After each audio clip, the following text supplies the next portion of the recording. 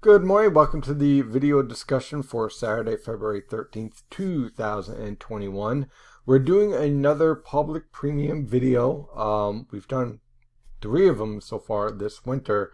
And the reason why is based on the observations that I'm seeing. I'm going to show you that I'm very concerned about travel for this evening. And I think maybe that message may have been missed a little bit. So I want to make it very, very clear and show you the data as to why I'm a bit concerned. So let's take a look at this data. We'll get my face off there and away we go. Now, these are the current surface observations that we're looking at. And of course, everyone's going to be focusing on the temperatures down to Wildwood at 33 degrees, parts of Delaware between 33 and 34 with sleet. So you're clearly seeing below freezing temperatures. But what I am focusing on are these dew points. You see that? -2, 4, 0, 12 around central Jersey and around Belmar. Trenton's around 7. Philadelphia's at 12. This is a concern because what this means is that when the precipitation starts, at first it will evaporate in this dry air and that cools the atmosphere. That process is called wet bulbing. Okay, and what happens is that the temperature cools. So what you end up with is that you get this calculation that you can pull up from the spc.noaa.gov here, and it shows you what the atmosphere will cool to once you get heavier precipitation. And as you can see, the entire forecast area is below freezing. And so this sets up for this evening a very dangerous situation because, unfortunately, this means that all of that moisture that is starting to head this way, like this, is going to be falling in the form of some form of ice. Sleet, freezing rain, and a little bit of snow. So when we take a look at the atmosphere, we'll take a look first at 850 millibars. And as you can see, we're starting to see some warming taking place. We're still cold enough to support snow here, but this is all going to moderate as this moisture and this trough lift northward.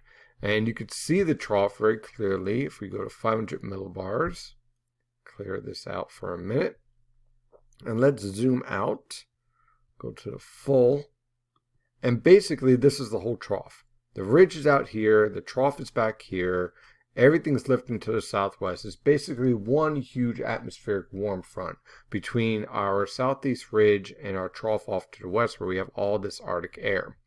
So what that sets up is steady moderation of the air mass here while we have a nice thermal gradient. And again, we'll zoom in on that.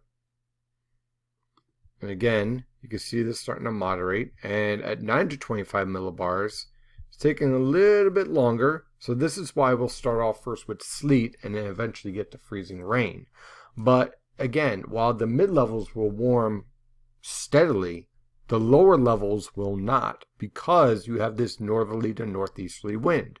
And where is that northerly wind coming from? Well, it's coming from central New York and New England, where temperatures are in the teens and your dew points are below 0. So all that dry, cold air is funneling down into the coastal plain and running into all this moisture.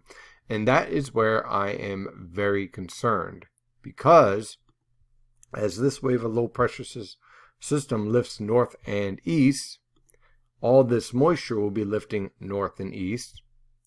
And all this moisture, which is producing some heavy freezing rain down towards the Washington, D.C. metro, will be heading towards our neck of the woods. Now, I'm a bit skeptical on the model guidance, the way that it's handling this situation, but I would say basically the I-95 corridor, right, from Philadelphia to New York City on up through southern Connecticut, and this includes Long Island, are in for a very, very icy evening and overnight hours. So if you're traveling this evening, please use caution or just reschedule.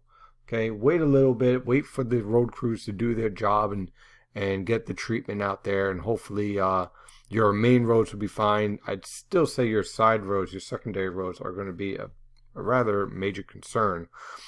On the water vapor satellite picture, you can see here our first setup. Again, here's our southeast ridge. Here's all the moisture streaming northward.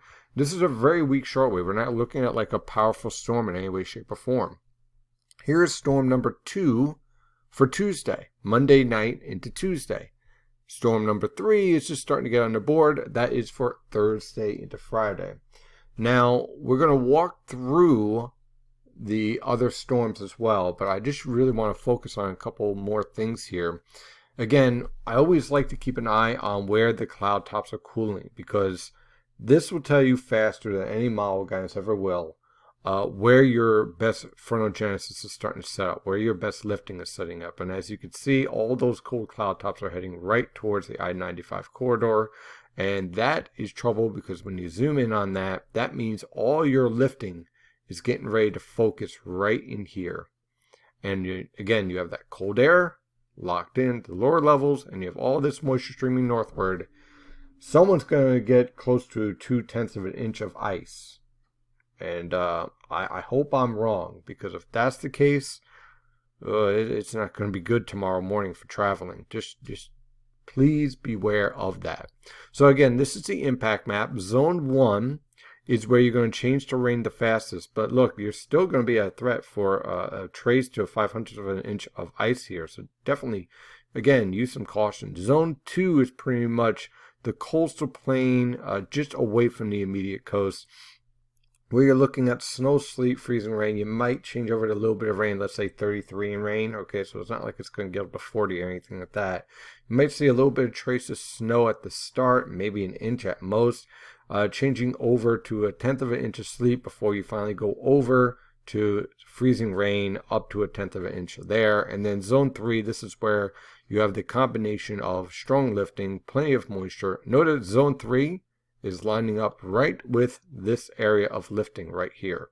I did that for a reason, guys, because that's where I figured that's where we'd end up with the strongest lifting.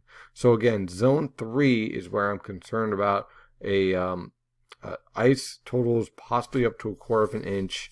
Again, fingers crossed, hope I'm wrong, and at the very least, you're looking at 1/10 of an inch of ice here. And in these locations, these temperatures are definitely not rising above freezing in any way, shape, or form.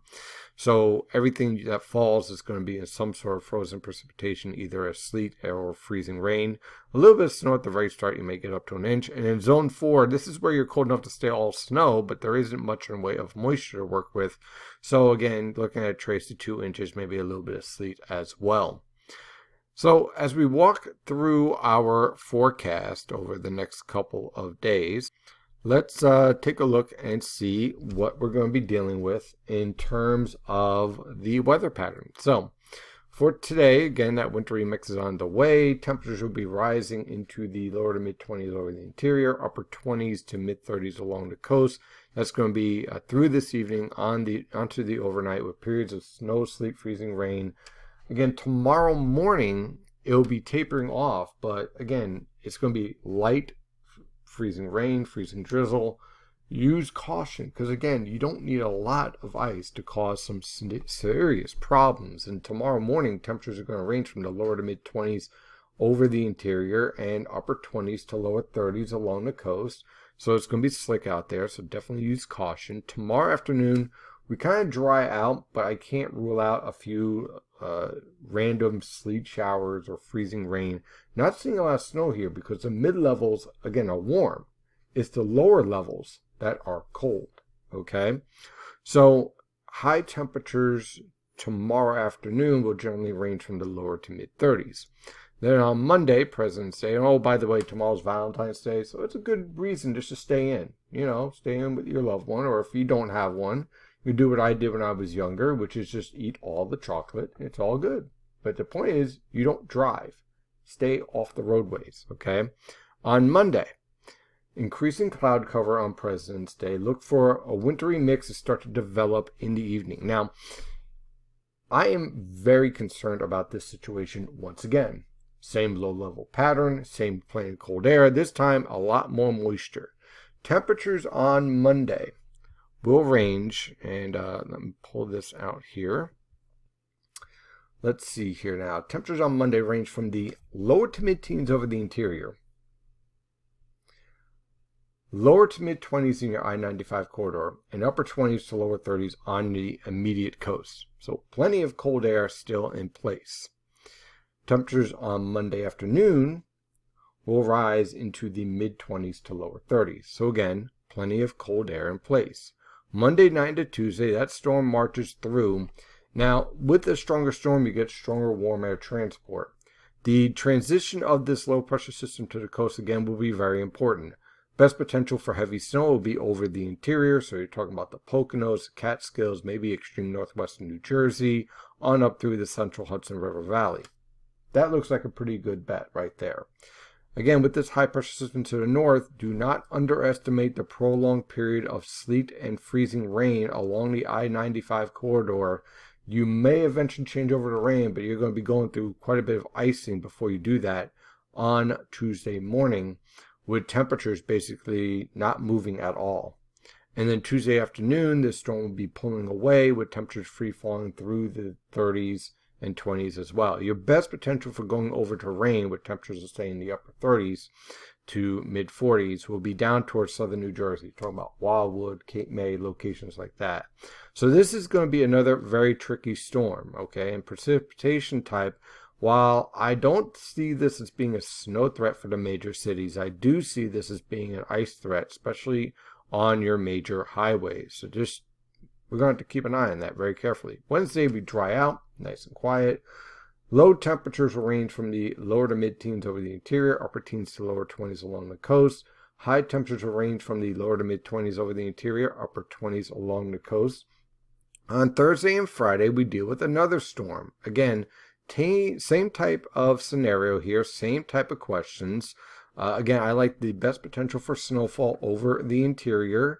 I like an icy, wintry mix over the I-95 corridor, eventually changing over to rain, and rain down towards southern New Jersey. How fast all that transitions and what the amounts will be, don't know yet. But this storm on Thursday will again feature temperatures at the start to range from the mid-teens to lower 20s for lows, and then high temperatures will depend on just how fast this low pressure system transitions to the coast. The faster it transitions, the colder it will be. And then on Friday, temperatures will basically free fall through the 30s and into the 20s as the storm pulls away. So a very complicated weather pattern for sure. And then on Saturday, high pressure and control. Going to be cold though. Lows in the single digits to mid-teens over the interior, upper teens to lower 20s along the coast, high temperatures in the mid-20s to lower 30s. That is your forecast discussion for today. Of course, I'm your meteorologist, Stephen DiMartino, and as always, stay safe out there.